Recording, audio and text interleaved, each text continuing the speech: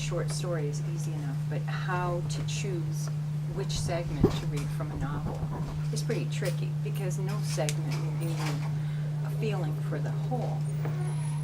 In this novel, there are 13 chapters in which they alternate between the present and the past. The present day chapters are named by a single character, and the characters that are in the past, who are the historical ancestors of little Ursula who falls down the hole. That's of course not Ursula.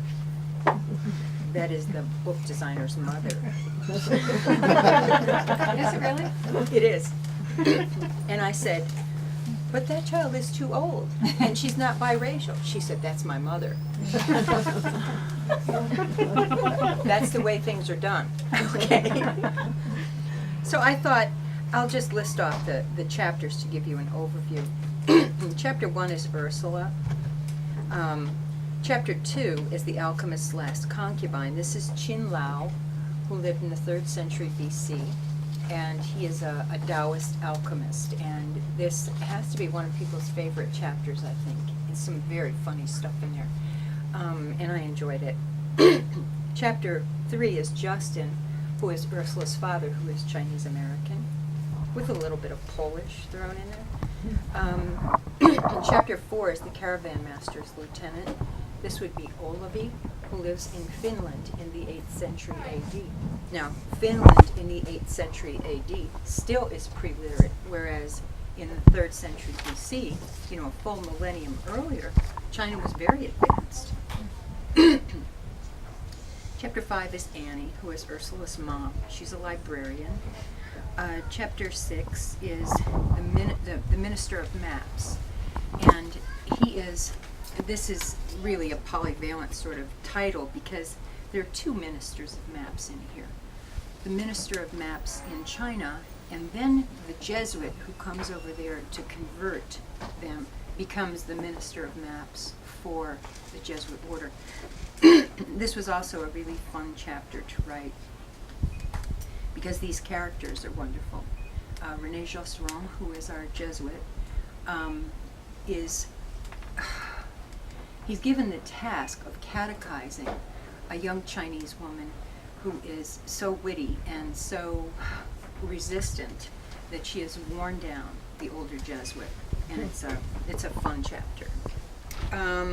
Chapter 7 is Justin and Annie. Chapter 8 is a foundling at the court. Now this is the court of Gustavus Adolphus. He was the father of Queen Christina, who was not a nice person. But my little character, Violetta, who is the Finnish foundling who turns up at court, is basically a live toy for Christina. She is her playmate until they're 12 and she's banished. Chapter 9 is Jinx, and Jinx is the one at whom we boo and hiss. She is a classic villain. She was based on a real life person. I couldn't have invented anyone this bad. Number 10, a wastrel killed by a snail. Now anyone who does genealogy knows that if you really do your genealogy, you're going to find a proverbial horse thief in there. And that was one of the things that I thought about. I didn't want a horse thief so much as simply an exemplar of the kind of person who is just not really very interesting or good, or, you know. So this character, Chen Bing, is the character we could do without. But the point of the story is, of course, you can't do without any of these characters, because the person who would have been born next in line would have been a different person, right? So, A Wastrel Killed by a Snail is the chapter that deals with the Chinese immigrants to California in the mid-19th century. Chapter 11 is Mindy, G, and Joe, who are Justin's parents. Chapter 12 is the chapter that I'll read to you from, The Woman Who Married the Baker's Friend. Excuse me. And chapter 13 is Ursula again. Now, The Woman Who Married the Baker's Friend is named Marjata, which is a very common name in Finland. It's much like a variant on Mary or Maria. Marjata is born in Vasa province, in a town now known as Courtenay, And she marries the village schoolmaster, he tutors people in Latin and Greek. He's a very lovely, sensitive man. And he dies of a fever when she has 3 young children. So, in this time there is no insurance. There is not any situation for her to fit into. She thinks she will go to America. She sells her mother's jewels. It's not enough. One of the children falls ill. So at this point, the baker says to her, I have a friend who is very interested in you. He saw you in the bakery, and he says you were very beautiful. She's dragging. She's got 3 little children. She cannot conceive of anyone thinking her beautiful. But she agrees to meet the man, feeling all the time very compromised. He says, I have enough money to take you to America, if this is good enough for you. And she thinks he's a person of integrity, so she says, okay, still feeling more and more compromised. She has, in the process of this, had to give up her oldest daughter to adoption. It didn't intend to be an adoption, and it wound up being an adoption. So she's lost one child, Susu. Then when they get to America in 1913, and this is a historical incident, I'm sorry, in 1913 in Calumet, Michigan, there was a very important copper mining strike. And at Christmas, at the Italian Hall, there was a party, and the children of the miners who were striking could come and get a present. Everyone was very poor. Marietta sent her 2 younger children there, her child by the new marriage and one child from the old marriage. Her older son was now at school with relatives. The 2 children who went to the party died because, and this is a true incident, someone in the hall, and it's assumed it was a strikebreaker, yelled fire. And someone had latched the front door so that everyone piled up against the front door. The door was at the bottom of the stairs. Almost 100 people died, most of them children. And in the hall, and I've been in that hall, up top of the Calumet Theater, all the bodies were laid out like sardines. Photographs were taken and postcards were made of this. Now, that gives you an idea of the sensibility of the time, which is very different from our own. That's the background to this chapter.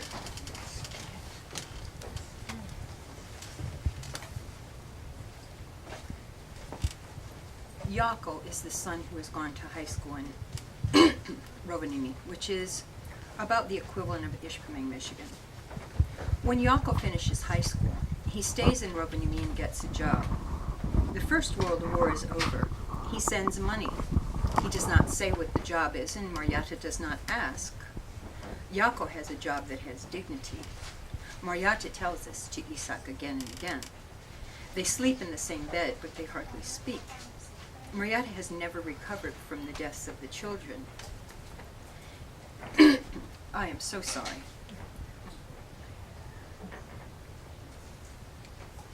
Marietta has never recovered from the deaths of the children, and Isak lives in a somber space that is somehow cushioned by Marietta's silence. The war in Europe may be over now, but Isak and Marietta's truce does not seem totally solid. Jaakko's letters could hardly be called chatty, but it is clear they are meant to reassure his mother, and to some extent Isak, that his life is good. He writes little bits of information about people in Rovaniemi. He talks about functions at the Finnish Lutheran Church. Isak wonders about him nonetheless. Marietta does not wonder. She is certain that he is fine. When Jaakko is 20, he marries a girl named Katie O'Doul, and he sends an announcement. What is this? Marietta thinks. This is not the way it is done, she says to Isak. Isak says, Mother, perhaps this is how this is done now. You may stop calling me mother, Marietta says. I am not your mother. They're both straw people, leaning together in high wind, though to outsiders, Isak looks solid. Jaakko writes and says, Mama, I have changed my name to Jacob, and most people call me Jake now. This sounds much more American, and Katie likes it too.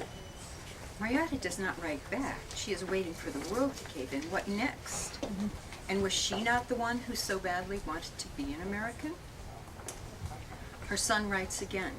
I have changed my last name as well. I went to court to do this. It cost $5. Palamaki I was born. Karyamaki I became when Papa Isak came into our lives. And now I will be simply Maki. This honors both of my fathers. Marietta puts down the letter. Jake Maki, she says. She walks to the mirror on the bathroom wall. Jake Maki, she says. So this is what it has come to. Jake Maki of Michigan. Well, later that year, news arrives that Katie is going to have a child. Isak, you don't need me here. I'm going to Rovaniemi, she says, to help Jaakko's Katie. His name is Jake now, Isak says. Something in Marietta wishes that Isak would protest that yes, he needs her. And yet, if he did, she would fight with him about that. She packs her bags, and as it happens, she will never come back to the copper mine. Jake's Katie is an independent girl with, at the moment, an enormous pregnant belly. She has springy red hair that she inherited from her Irish father. She is astonished at Marietta's appearing one Sunday afternoon on their doorstep, the porch of a small white house and a row of identical houses that curve along a neighborhood street without trees. Katie has seen Marietta only in Jake's wallet-sized copy of the studio portrait made at the time of her wedding to Emil, her first husband. In that photograph, Marietta is a radiant young girl with rich, full lips and a smile that glows. But the Marietta who appears before Katie now is in her mid-40s, an old woman, pucker-lipped, her face drained of all its juice, her blonde hair gone to white down half its length. Katie does not for a second connect this old woman before her with that picture. Who are you looking for? Katie asks, sprightly and helpful, and thinking this woman a stranger who is lost. My Jaakko, Marietta says in English. Her Finn accent has never abated. She has never had to use English to any degree. Now this does not register with Katie, who has known her husband as Jake since the moment she met him. Jake's accent is noticeable but not strong. Marietta's words sound like a strange word, Mayako, to Katie, but she cannot think how this woman would be speaking Japanese. The two women stand looking at each other at an impasse, and then from behind Katie, Jake comes to the door. Mama, he exclaims in astonishment. It has taken him a moment to consolidate the passage of time and then to refocus. Katie wheels, looking first at him, then at Marietta. What are you doing here? I come to help, says Marietta in English. It sounds like a plea. Let me feel useful, please. Let me stay. Katie looks first to Jake, and there is a plea in her eyes as well. She's not coming to stay, is she? She looks down at the two fat satchels Marietta carries. She stands straight and tall and does not put her bags down. Jake is flustered. Oh, Mama, come in then. Katie's eyes fill with consternation. Marietta does not see this, though she senses it. So now she thinks she may talk her way through this. I think Katie can use some help, so she can rest. Marietta is thinking, these young girls today are just not like we were, strong. She decides, though, this is okay. This is just the way time changes things. She thinks at some deeper level, catastrophizing as is her sometime habit, the end of the world must be near. All these hundreds of generations we were strong, and now we come to America, and in just one generation, she says, laundry and anything else, I can help you with these and with the baby when he comes, or she. And you, Jaakko, you probably have not had cardamom cake in a very long time. Jake settles Marietta on a hard little sofa in the living room. This is a nice room, says Marietta. Her eyes rove the walls, and she thinks, this Irish girl does not know how to make a real home for my son. Jake seems ready to jump out of his skin with discomfort, and Katie's mouth hangs slightly open. Marietta will not look at her. No one says anything. Suddenly, Marietta begins crying silently. I cannot live the life of the miner's wife anymore, Jaakko. I hate the mine. But Mama, says Jake, this is a mine as well? Marietta stares at him as if she has heard him wrong. Mama, These houses are owned by the mine. I work for the Meridol Flom Mining Company, Mama. I'm a miner too, Jake says. No, says Marietta in disbelief. She looks to Katie as if to confirm this. Katie shakes her head. Yes, of course, fully confused as to what is distressing Marietta. Yes, Mama, Jake says, look at my fingernails. Yes, the telltale black, though he is clean scrubbed. Oh, Jaco, she says. And as is usual with Marietta, her accent grows stronger as her distress heightens. I thought you had got your high school degree. A diploma, yes, Mama. Diploma, okay. I thought you had gotten a good job, Jaco. Your father was a teacher. I thought you would be something lovely like that, not a miner, Marietta says. Now, Jake is taken aback for a moment. The only father he has really ever known is Jake Maki. And Marietta's dismissal of Isak always takes Jake by surprise. Papa Isak is a miner, he says. Exactly, says Marietta as if to say, case closed. Mama, I will become a supervisor as Papa Isak was in Orjärvi in Finland. Though this here is an iron mine, Meridol Flom is a steel manufacturer, Jake says. Marietta sits silent, speechless. Jake seems to be searching for something to reassure her. Would you like it if I became a supervisor? Jake asks hopefully. I work very hard. I think I will do very well. I am sure you will do very well, says Marietta. She wants to say, you are my only surviving child. Everything rests on you. I want you to do one thing for me, she says to her son. Find a job where you get yourself out of the ground. I do not like my son down a hole all the time. Jake sighs. Oh, Mama. Tell me you will think about this, says Marietta. I will think about this, says Jake. Katie seems to be ready to cry, and she leaves the room. Jake says, Mama, do you remember that advertisement you had, that paper folded up that you kept in the Bible with something from a mining company? That thing Papa Isak's friend in Göteborg had given to him? Marietta nods, yes, slowly, truculently. You said that was what made you marry Papa Isak, am I correct? Jake asks. I thought I was coming to that place, says Marietta. I felt very tricked when I got here. Oh, did I feel tricked? She pauses a moment and then says the word again. Tricked? But you know Papa Isak thought that too, says Jake. I know that, she says reluctantly. Do you still have that paper, says Jake. I do, in my Bible right here, she says. These are the houses, Ma. This is the iron mine. You are right where you thought you were going. So, now are you happy? Says Jake. He peers deeply into her eyes, hoping the answer is yes. Marietta frowns. She rummages in her satchel and pulls out her Bible. She takes the folded paper from between the pages.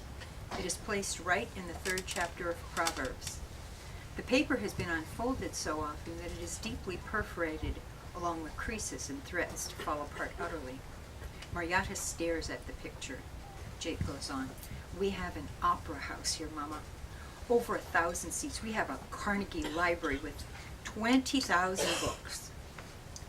But there are no roses here, Jaco, Marietta protests, staring at the unfolded paper where there are roses, though it is beginning to register that he is speaking the truth. Actually, there are roses, he says, but seldom in January. In fact, I cannot remember a single rose blooming in January. He laughs. The people who lived here before us, the wife did grow roses. He does not tell Marietta that the husband died in a mine accident, and the wife and the children went back to her parents. Marietta rises from her seat and, coatless, walks out the front door to the end of the walk. She holds the paper up and compares the drawing to the house. She shakes her head in disbelief. This is the house, she says. But on the paper it looks bigger, Jaco. Advertising, Ma, Jake says. Marietta says, so can I stay? The request is plaintive. Jake looks into his mother's eyes and says, yes, of course, Mama. Katie will not be thrilled, he knows this, but he is Marietta's only surviving child. What can he say? "Look behind you, Ma," he says. Marietta turns. The curve of the street is created by a broad circular park that the houses surround. There are shoot-the-chutes for the miners' children and 2 swing sets. There is a small fountain now covered with ice. This is paradise. "Yes, Ma, of course you can stay," Jake says. And so Marietta comes to live in Rovaniemi, Michigan, where just over half the population is Finnish and everyone works for the Marital Flom mine in one capacity or another. Jake and Katie's baby is born, a girl named Helen, and she is a fussy child. Marietta is tireless in helping and bakes for the family 3 times a week. Katie's resistance erodes to ambivalence, and then the roses come out on the porch. Those roses, Katie tells Marietta with a wink that they are called Rose of Finland, are a more brilliant red than they ever were in Marietta's mind's eye. Isak comes to visit once a month. Now, Katie cannot understand this peculiar arrangement, but Jake says, "It's not ours to understand, honey. We just need to do what we can. Maybe it will be okay with Isak and Mama again."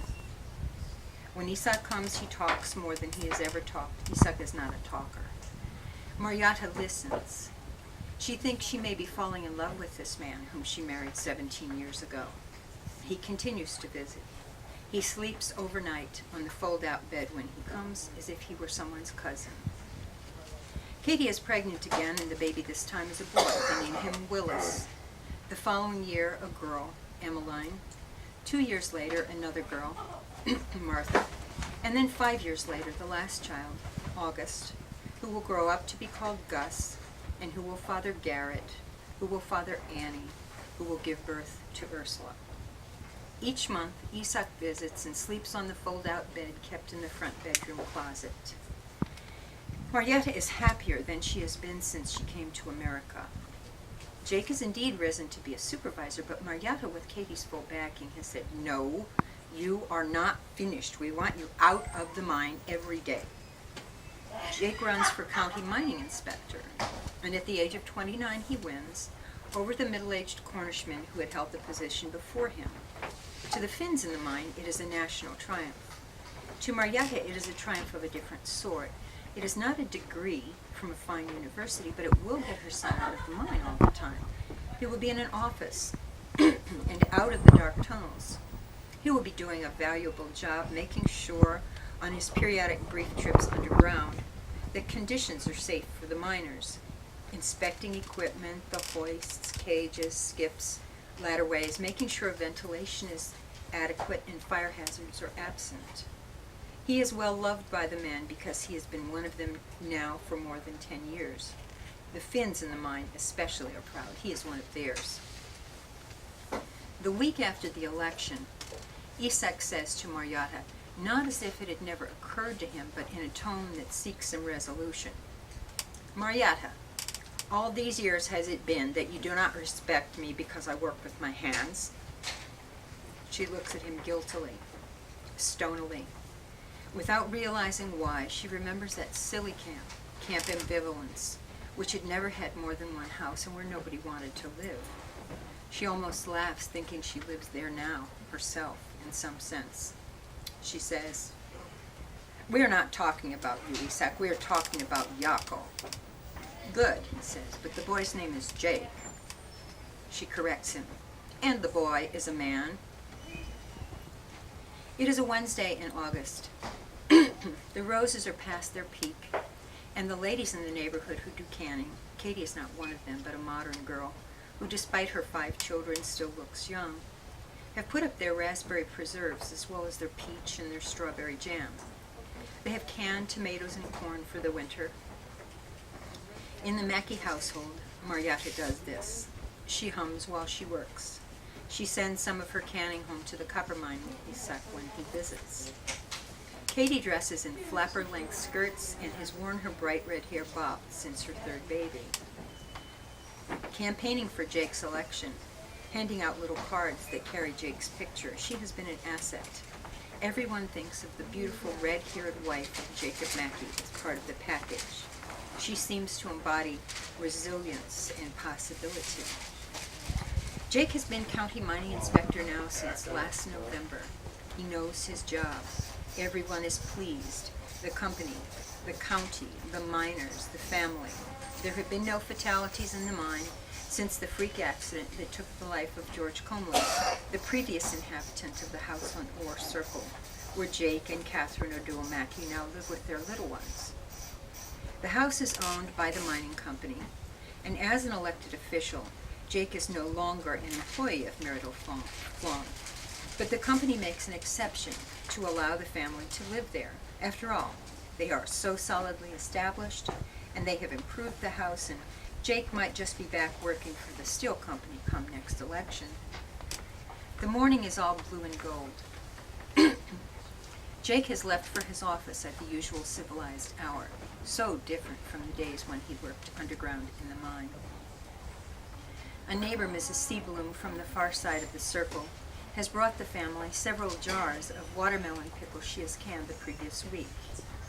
Marietta and Katie remark on the jewel-like look of the fruit in the jars.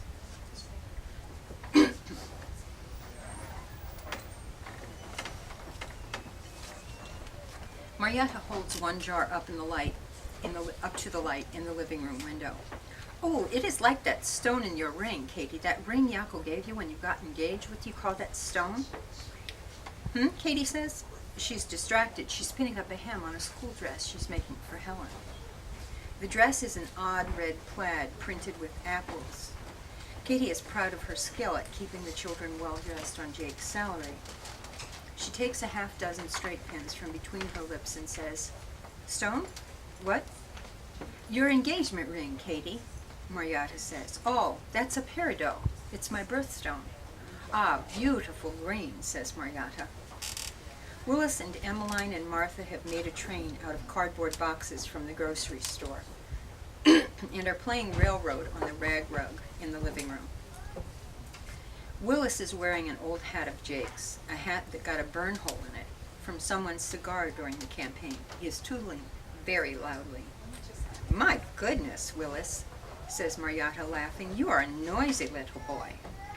"I'm not a little boy," Willis says. "I am an engineer." "Engineer, Willis," Katie says. "That's what I said," Willis insists. "That's not an engineer hat," protests Emmeline. "Yeah, that's not an engine hat," parrots Martha in the caboose. "Yesterday you said it was a king hat," says Emmeline. "It's every kind of hat I want, whatever," says Willis, his voice rising. "If I say it's an engineer hat, it's an engineer hat." Katie says, "Could you please not quarrel? Or save it for something more substantive?" Outside in the street there is a bit of commotion. The windows are open, and everyone inside can hear a car door slamming, hard-soled shoes slapping the sidewalk, hurried voices. No one inside is paying much attention. "Could we play the vitola?" says Martha. Katie corrects her. "Victrola," she says. "Yep," says Martha. "That's what." Emmeline says, "Play the Ma song, Mommy." Mrs. Seabloom says, delighted, "That girl is so precious. Those curls, that little pout." Katie says, "You mean the Making Eyes song?" From down the street there is a strange sound, a wail, a keening. It sounds only half human. Katie stops a moment and registers it. It must be the new family's 4-year-old boy, brain damaged at birth and susceptible to strange fits of terror. The mother has told Katie, "We never know what will set him off." Oh my, last week it was the lettuce on his plate. One time a picture in a book of a moose. We could not get him to stop. The keening continues. The 3 children shout in small voices in unison, "Yep, do it, Mommy." Katie sighs and rolls her eyes and puts on the record. She winds the machine. She steps into the dining room so they can see her. She does a vaudeville-style routine they love. She says to the neighbor, "They've seen this a million times. This is such an old song, but they love it." She thanks God silently for her blessings, that none of the children is like that poor little brain-damaged boy. The keening continues. Marietta says to the neighbor, This is the song that made Mayako go heels over head at Katie. She was singing the song at a Finnish Lutheran church dinner the night that he met her. Katie says, well, hardly, Mama. This is not the kind of song you hear at the Finnish Lutheran church, and I'm not Finnish Lutheran anyway.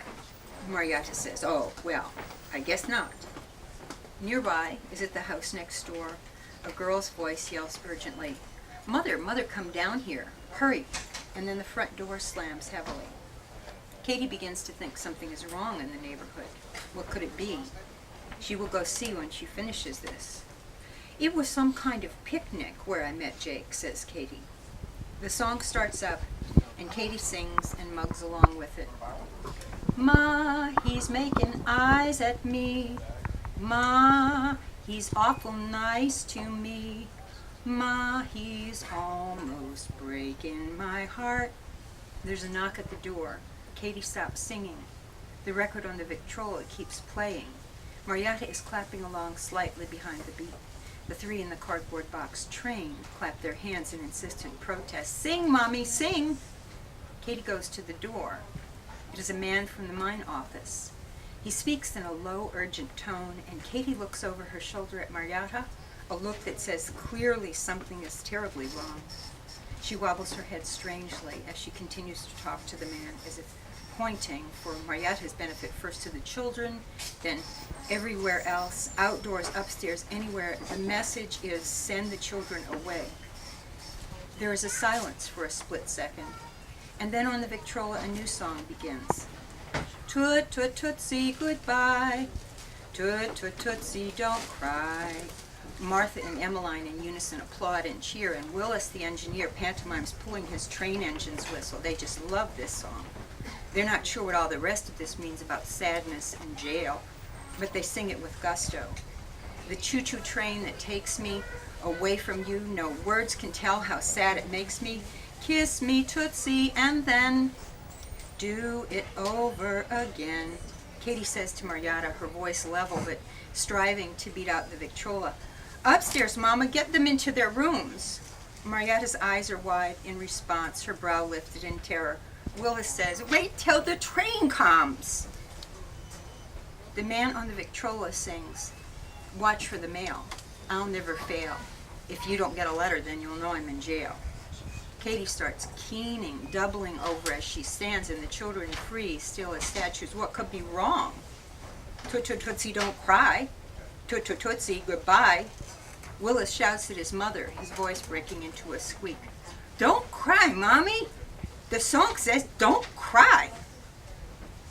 In fact, Jake Maki, father of 5, first-term mining inspector, has been dead for over an hour now. Trapped with his assistant, a union rep, a foreman, a motor brakeman, and 2 apprentice mechanics in a horizontal passage, a rise off the main shaft 1,500 feet down, the very bottom of the mine. Jake has been knocked mercifully unconscious by a falling beam, and then, how can death be so matter-of-fact, suffocated and drowned in an avalanche of water and rock and mud that fills the passageways? The men had been standing together at the foot of the main shaft, conferring about the noise like an explosion that they had just heard up above. Someone was blasting, and this was normal, but something sounded very wrong in that. Then there was silence. Suddenly all the lifts and carts and pneumatic drills were swept, bundled together like asparagus, as a reporter would note later, by a violent and irresistible wave of sand, water, rock, mud, and debris 200 feet down the slight incline of the deepest raise. Relatives wait around the shaft all night, huddled in their jackets against the cool air, even though it has been announced midway into the afternoon that there are no survivors. Everyone is hoping that his or her husband or father is not really down there, that he has been taken ill somewhere else, like the district inspector, whom Jake unexpectedly replaced today, and they will show up after a good long nap. That will be happening any time now.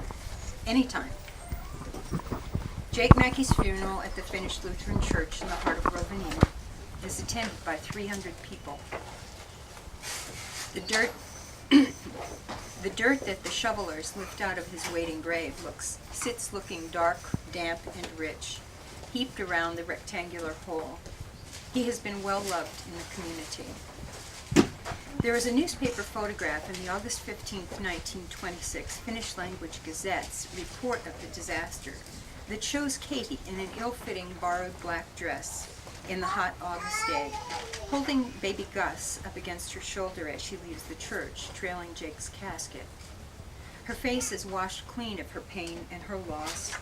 Several people in the crowd who have just come for the show from another town, gawking, rejoicing that this funeral is not their father's, their husband's, their own, remark that this red-haired young widow doesn't seem properly grief-stricken. There is a slight clucking of tongues. Marietta is not visible in that picture.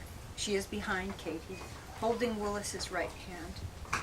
Isak holds Willis's left hand. Tears stream down the faces of all three. That night at Katie's, when Katie is hard asleep, thrown down by the sleeping tablets that the doctor has given her, Isak sits up in the living room with the light on, reading a magazine. The light in Marietta's room soon will be switched off, and he will retire. But Marietta's light does not go off. Isak rises and goes to her door and knocks. "Yes," she says. "Isak?" He enters and sits on the side of the bed. "Yes," she says again. "Nothing," he says. "Correct, what can one say?" says Marietta. "Death is death." And they both laugh until tears form up in their eyes and spill over. "May I sleep here tonight?" Isak says. "What will the children say?" Marietta says. The corners of her mouth turn down in an attempt not to start laughing again. "Likely they will say good morning," Isak says. And that is indeed what the children say, and Isak visits regularly for 5 more years, until he is injured in the mine and put on a pension. He comes to stay with Katie and Marietta and the children, and he lives with Marietta as her husband once again. There is no discussion about this long, strange time apart. 20 years after Jake Maki's death, Finland is released finally from the terrible territorial tug-of-war between the Axis and the Allies, in which there is no position that can make the American Finn happy. The mother country, with a total population of 4 million, has lost 82,000 soldiers to the war. 500,000 in Finland have been made homeless, refugees. Isak says over his coffee and newspaper, "Maybe now?" Marietta does not ask now what. Contrary to what everyone expects, Isak has seemed so frail since his injury. Marietta dies first at 69. She has had several small strokes and has been confined to her bed for 7 weeks. As the end nears, Isak holds her against him as if thinking to cheat death. Marietta whispers something into the shoulder seam of his shirt. "What?" he says. "I can't hear you." "Kiss," she says. Her eyes closed, she lifts her soft, puckered mouth up to his. He looks at the flesh of her neck as she strains, soft like old velvet. He is astonished. He kisses her. Her eyes are still closed. She says, "Oh, Emil." Each word filled with a breathy, deep longing, and then she lies back on her pillow and dies.